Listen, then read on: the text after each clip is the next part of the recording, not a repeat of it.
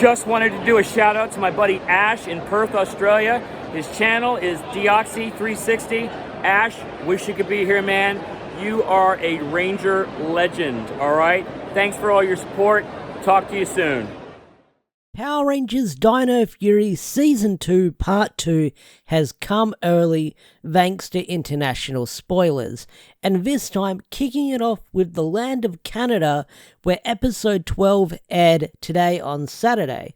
So Canada will be airing the new episodes on weekdays. The UK is starting up Season 2 right now and airing brand new episodes each day, and the race for international spoilers has begun all over the place between Germany, the UK, and Canada. So if you don't want to get spoiled and you accidentally clicked on this video, click off while you can, because this episode review will contain spoilers, so just giving you a warning right now. And of course, if you want to support the official release, Power Rangers Dino Fury Season 2 Part 2 will be releasing on Netflix on September 29th. So keep that date in mind if you want to be a Netflix-only viewer for Season 2 Part 2.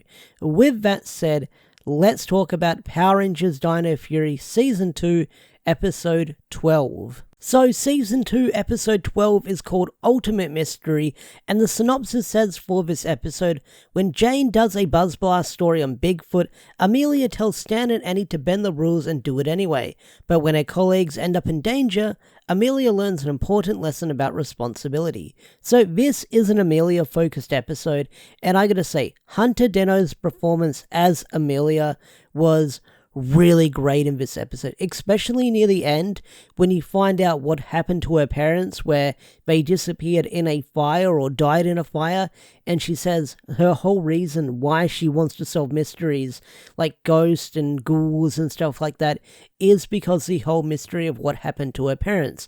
And you have this really big emotional moment where Hunter or Amelia breaks down into tears, and you really feel for the character with the performance that Hunter gave as Amelia when she's breaking down in the tears, because you actually feel how sad she is with losing someone important to her. And it's sort of her whole driving force, what we've known her doing since we met her in episode 1, season 1.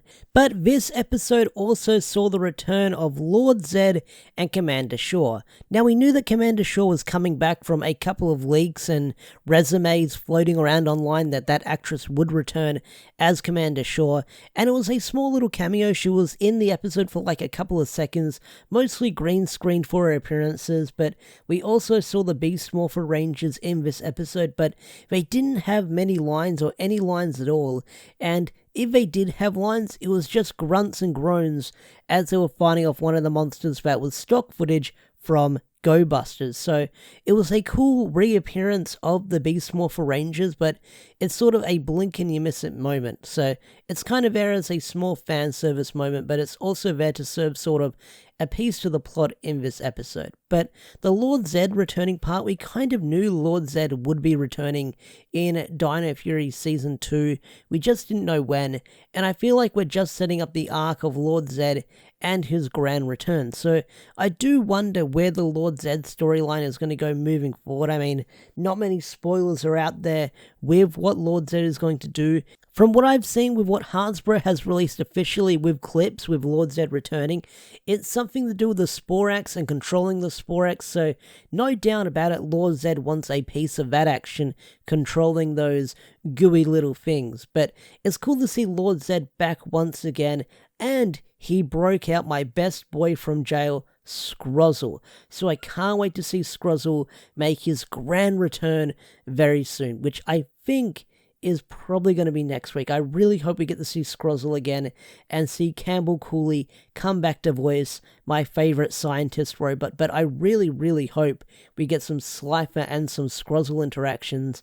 Once again, getting some Campbell Cooley interacting with Campbell Cooley, playing these two different characters that are a lot of fun. So the whole premise of this episode is a big Bigfoot mystery, and I love the start of the episode because it's such a big tease what they do with the writing and the performance from Pop Pop and his actor, because there was something that hooked me really freaking fast in this episode when Amelia asked Pop Pop a question saying, "Oh, did you see anything interesting in Area 62? And Pop Pop names a bunch of things that is Power Rangers related, from alternate universes to aliens and monsters and stuff like that. And Pop Pop makes it seem like he's seen it, but then he sort of does a pause. You have a pause beat, and he's like, "No, I've never seen any of that." And I was like, "Oh, you big tease. You set up the joke like he had seen something like before." And then they sort of set something up again in the same manner where Pop Pop's like, "Oh, I heard a noise. It was like a wailing sound, and I saw a white lab coat, but really it was just one of the scientists who had a bad burrito and he stayed back late," or something like that. So they're sort of teasing what Pop Pop saw at Area 62, but they also say that Pop Pop was the janitor there, which makes you wonder, was Pop Pop really the janitor there? Or does Pop Pop have some lore and backstory we don't know about yet? That is the big mystery. That is the ultimate mystery of this episode. But I always love the performance from Pop Pop's actor. He always puts in a lot of energy and a lot of fun into his performance, and I freaking love it. Like, he's such a cool dude. I just love his Pop Pop performance, especially in this episode. Alright, let's talk about one of the main attractions of this episode, and that is the character Thorne. Now, Thorne is the nephew of LoFi from Mighty Morphin Power Rangers. Now, why is this character related to LoFi the Terrible from MMPR? Well, it's kind of related to the Sentai, because this was a reused suit from the big Ultimate Sentai special they did before the premiere of Re-Soldier, where the suit was more blue and it was meant to be Dai Satan's ultimate form, which was LoFi and MMPR. So they kind of reused the suit and turned it into a monster of the week in Re-Soldier. But I had a gut feeling going into Dino Fury, if they used footage from that episode or use that suit, they would definitely make it tie into LoFi. But having him being sort of the bumbling nephew to LoFi the Terrible, I feel like they could have done a lot more with this character if it wasn't a monster of the week, because although this character was played up for gags and meant to be really powerful and really silly, he was able to one-shot Dino Fury Night Mode like it was nothing. And Dino Fury Night Mode was made out to be a big deal when it made its grand debut a couple of episodes ago. And now, in these past 2 episodes, it's sort of been smacked around like it was nothing, which is kind of the trope when it comes to Power Rangers getting their new power-up. They get this fancy new power-up, but the villains are getting tougher, so they're going to be harder to struggle to defeat them. But the fact that this monster could one-shot Zato out of that form, and it was just a monster of the week, even though he's related to LoFi, kind of a cop-out, but it is what it is. But I feel like they could have done a lot more with this character and made him more of a threat and more menacing, apart from, "Oh, you made fun of my feet and horns, they're so cool, they're my favorite part of my body." And that's what he got really upset with the Rangers, when they would call him the wrong name or made fun of his body parts.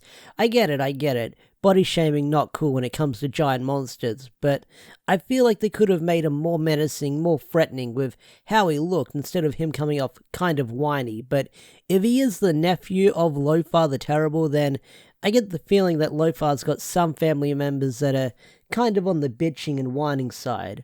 But I did like his plan that he probably got a tip-off from Lord Zed saying, "Hey, if the Rangers get away from you, go to this place, Destination Dinohenge, and start blowing shit up." So I like that he got that tip-off probably from Lord Zed or one of the villains, and he would have gotten away with it if the Rangers weren't there to stop him. So that would have been really cool to see if he was able to destroy that base in the end. So yeah, that was Power Rangers Dino Fury Season 2, Episode 12.